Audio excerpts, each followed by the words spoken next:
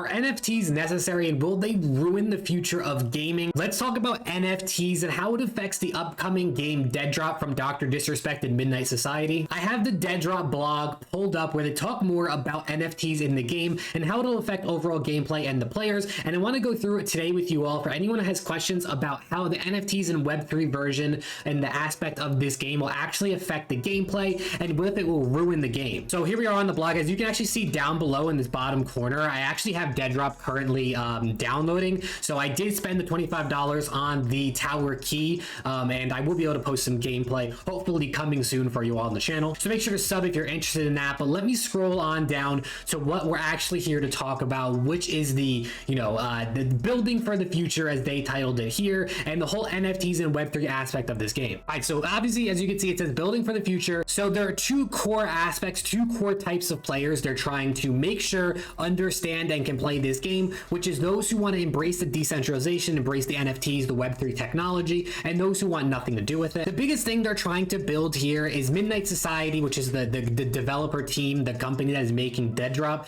They want to say, it says it's for all of us. So this means that whether you like NFTs, whether you like Web3 or not, this game will be good for you. So it says here, if you want to play it and have a completely centralized account, play the game, unlock items tied to your account, which you can use and enjoy as you normally would, that is completely fine. So this basically means if you're just a normal gamer, you want nothing to do with NFTs, Web3, you can play this, unlock items, all that, and you'll be totally fine. And if you want to have a decentralized account where you are a custodian of everything you own and you're able to sell them outside of the Midnight Society on the open market, you are free to do that as well. So if you're cool with NFTs, you're into this aspect, you want to, buy and sell NFTs, you want to take the things that you earn in game and sell them on open markets, external markets away from Midnight Society, you can do that. Then it says, now where it gets really interesting, what if you are a user who has no understanding or interest in decentralization and you choose to have a traditional centralized account, and over the course of the next several years, you unlock hundreds of items that you've enjoyed the game, but the time comes that you want to recoup your investment and sell some of your items. So basically, if you're just a normal player, you fall in this first category where you just want to play the game, unlock things, not worry about NFTs, but then down the line, you have so many items and you want to, sell these items. Can you do that? And the answer is yes, you can do that no matter what. At the end of the day, this is still going to be a Web3 and blockchain game. So even whether you want centralized or you want decentralized, they are still tracking everything connected to your account, and they can easily transfer ownership over to you for the items you have, and you are free to sell them inside or outside the Midnight Society ecosystem. So basically, they're tracking everything on the back end. So if you want to sell things years down the line from now, you're going to be able to do that. It says here in all bold, the most important aspect of adapting to new technologies and approaches is to leave the choice in the hands of the player. And I think this is super important, and I think it's one of the things that we can really understand as gamers, as players, as people who kind of know the gaming ecosystem. Dr. Disrespect, who has worked previously as a map designer for Call of Duty and now is working on this, and obviously is a gamer, is a streamer. He streams very, very often, and millions of people have watched him play video games over the last few years. He is a gamer at heart, right? He is a player at heart, and he's trying to develop this game from that mindset. He's not some businessman developer who's trying to do whatever they can to make money. He's trying to make this game fun and make it a good gameplay experience, as well as have that Web3 blockchain technology on top of it, just to improve that for those that are interested in being able to earn things in games, sell them, and then use that money elsewhere. They say, we see our role to future-proof and ensure that our games and assets can be leveraged in a fully decentralized future, but we are more than happy to allow our users to remain centralized for as long as they see fit. That's literally what they're saying is,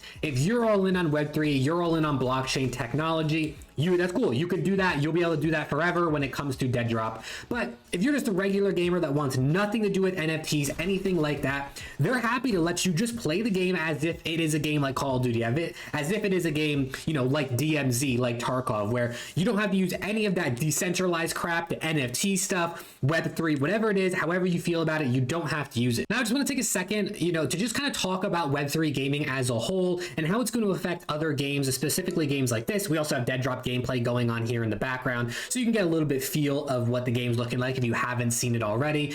But I think it's important for people to understand that, first of all, not all Web3 games are going to have the same approach as DEADROP. I like what DEADROP is doing, where they're allowing you, if you want to be a Web 2 or a Web 3 gamer, right, if you want NFTs or you don't want NFTs, they're allowing you to pick how you want to play the game. And that I think is really, really cool. Other Web3 games, other games that have NFTs in it are not going to have that same idea, are not going to let you choose how you want to play the game. So I think DEADROP right away is off to a really good start and has a head start in other games that are building specifically for Web3, because it's still super early in the Web3 and blockchain gaming industry. And it's going to take a lot of time for people to adopt that mindset and, you know, be willing to allow NFTs in gaming. So for those of you that are skeptical about NFTs, I want to reassure you, this is not the whole 2020, 2021 craze we saw where people were buying and selling pictures of monkeys where you can just right click, save them to your computer, and you can say, oh, I own this too. It's not like that, right? This is stuff that is specific to the game, that is going to help your gameplay, increase your fun.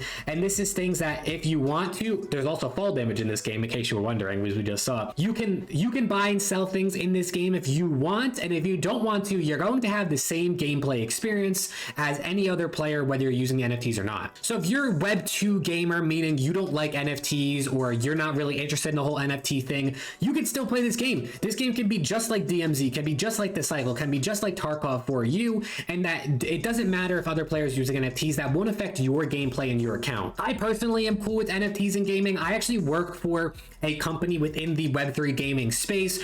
We have a marketplace where you can buy and sell assets from games on our marketplace, and I do social media for them. So I work within Web3 gaming, right? So I personally understand it. Obviously, the whole buying and selling images, profile pictures, pictures of monkeys, whatever you want to call, that's not the part of Web3. That's not the part of NFTs that I believe in. But the way DEADROP is doing it, where you can actually buy and sell in-game items, you can make money while playing the game because you can sell that item and then cash it out to your bank account if you want, or go buy items for other games. I think that sort of utility is super important and can be the future of gaming. Remember, if you're playing a game like Call of Duty and you spend $100 on skins and bundles and operators or whatever, once the game is over, that cycle is over, and we move on to the next game, that stuff is useless unless you go back and play the old game where you bought the stuff. But in a game like DEADROP or in a Web3 game, something like this, if you spend $100 on a game, you can, let's say you decide, I don't want to play DEADROP anymore, you can take all your stuff, sell it on a marketplace, and then have that $100 back in your account, or more or less, depending on how much your NFTs end up being worth.